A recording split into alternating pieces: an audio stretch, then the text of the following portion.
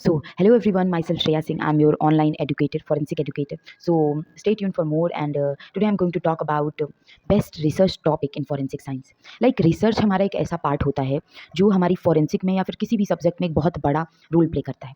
Research का मतलब है कि हम क्या दोबारा से सर्च कर रहे हैं, री मतलब अगेन एंड सर्च मतलब कि हम क्या नया ढूंढ रहे हैं।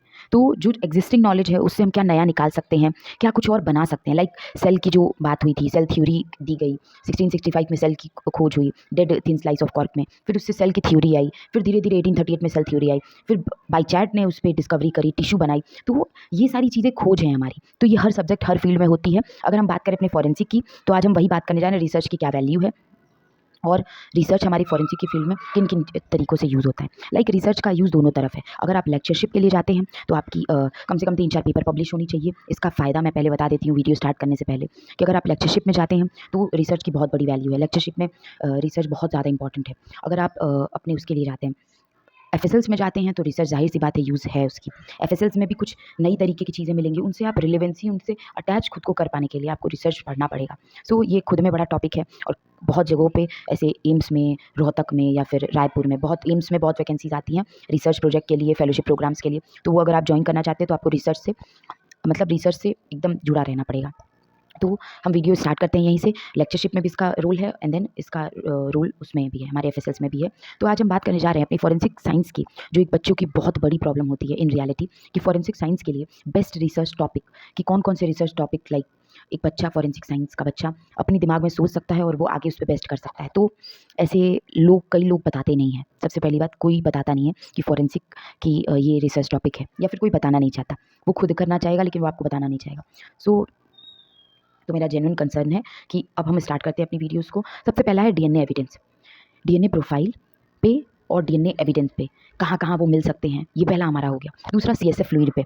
सीएसएफ फ्लूइड से हम ये टेस्ट कर सकते हैं कि लाइक अल्कोहल का वो प्रेजेंस, या फिर सीएसएफ फ्लूइड से अल्कोहल प्रेजेंस, या फिर हमारी जो भी वो हो गई, कोई अल्कोहलिक पर्सन है उसकी सीएसएफ फ्लूइड से, या फिर कोई आप मतलब इसमें हम रिसर्च कर सकते हैं अपना।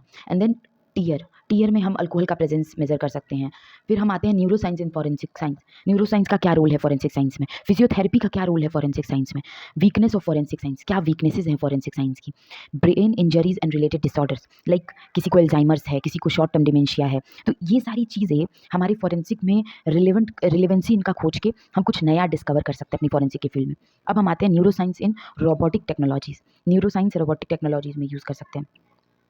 How hormones are involve in crime commission, like कैसे हॉर्मोन्स यूज मतलब इन्वॉल्व होते हैं किसी भी क्राइम कमिट करने में। अब हम बात करते हैं to assess the criminal behaviour.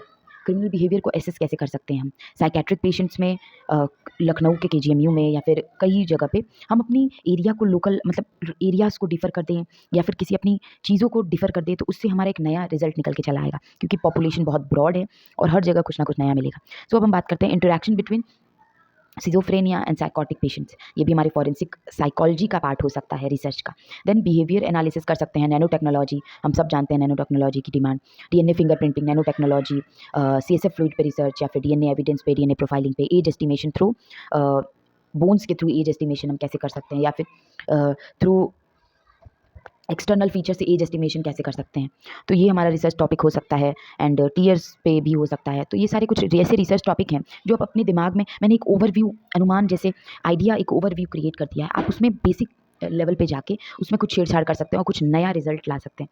So stay tune for more. अगर आपको वीडियो पसंद आई, like subscribe my video and like subscribe my channel. Thank you so much, love you all, stay tune for more.